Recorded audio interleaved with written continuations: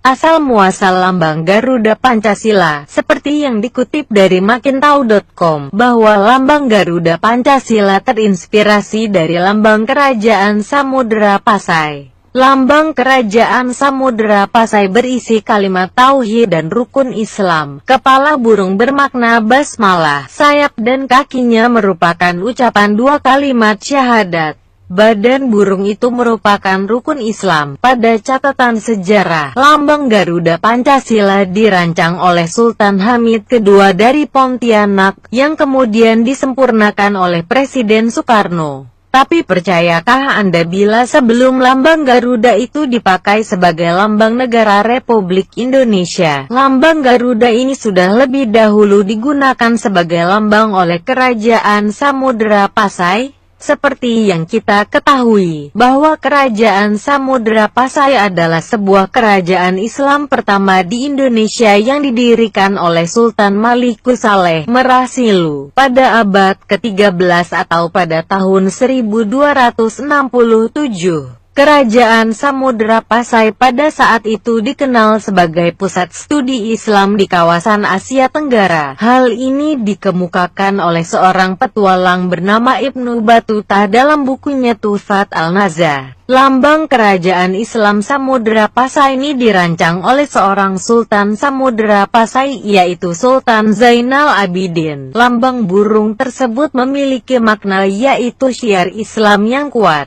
R. Indra S. Atahasi menjelaskan bahwa lambang negara Samudera Pasai berisi kalimat tauhid dan rukun Islam. Rinciannya, kepala burung itu bermakna basmalah. Sayap dan kakinya merupakan ucapan dua kalimat syahadat. Terakhir, badan burung itu merupakan rukun Islam. Indra melanjutkan penjelasannya bahwa lambang itu disalin ulang oleh Tengku Raja Muluk Atahasi bin Tengku Ci Ismail Siddiq Atahasi yang merupakan Sultan Muda Aceh yang diangkat pasca peristiwa Perang Cumbo pada 1945. Pada saat itu di Aceh Tamiang ada kerajaan sendiri bernama Kerajaan Sungai Iu. Indra menjelaskan, lambang Kerajaan Samudera Pasai itu sudah ada dalam silsilah keluarganya lebih dari 100 tahun lalu. Dari kakek atau nenek lambang itu diwariskan dari generasi ke generasi yang selalu dikisahkan bahwa itu lambang Kerajaan Samudera Pasai.